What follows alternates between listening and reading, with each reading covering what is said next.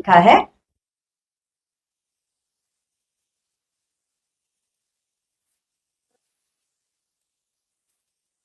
हमारे प्रभु यीशु मसीह के परमेश्वर और पिता का धन्यवाद हो, जिसने यीशु मसीह के मरे हुओं में से जी उठने के द्वारा अपनी बड़ी दया से हमें जीवित आशा के लिए नया जन्म दिया। किसने नया जन्म दिया है? पिता ने।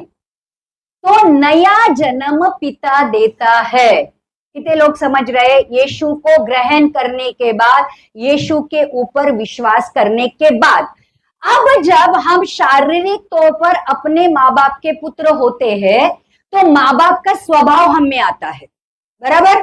बाप अगर दारू पीता है तो बहुत सारे बच्चे आगे जाकर दारू पीना शुरू करते हैं। बाप अगर गुस्से वाला है तो बच्चा भी गुस्से वाला बनता है। और काफी बार हम कहते हैं तू डिक्टो तेरे बाप के जैसा है, तू बराबर तेरी माँ की जैसी है, कहते हैं कि नहीं कहते हैं? मतलब उनका स्वभाव हम में आ जाता है, उनका कैरेक्टर हम में आ जाता है, हम उनके जैसे दिखते भी है, बराबर।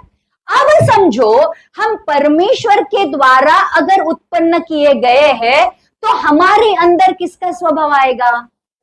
एक सिंपल बात मैं मुझे बताओ, अब ऊपर से जन्मे हैं तो ऊपर वाले का स्वभाव आना चाहिए कि नहीं चाहिए? अब हम किसकी संतान है? अगर परमेश्वर की संतान झूठ बोले चलेगा, परमेश्वर की संतान चोरी करे चलेगा, परमेश्वर की संतान व्यभिचार करे चलेगा। किसको चलेगा? आपको चलेगा, लेकिन उसको नहीं चलेगा। कितने लोग समझ रहे? इसलिए प्रियो, जब भी जैसे हम अपने माँ बाप को पूछकर इस दुनिया में नहीं आए, शारीरिक जन्म के ऊपर भी हमारा अधिकार नहीं था, वैसे ही परमेश्वर का धन्यवाद करो कि परमेश्वर ही है जिसने अपनी स्वेच्छा के निमित्त हमारे मन में इच्छा और काम दोनों बातों को करने के लिए प्रभाव डाला है। अब सारे लोगों का नया जन्म नहीं होता है। जैसे हम हमारे माँ बाप से अपनी इच्छा से पैदा नहीं हुए हैं, वैसे ही नया जन्म भी हरेक जन नहीं ले सकता। वो जन्म परमेश्वर की ओर से मिलता है।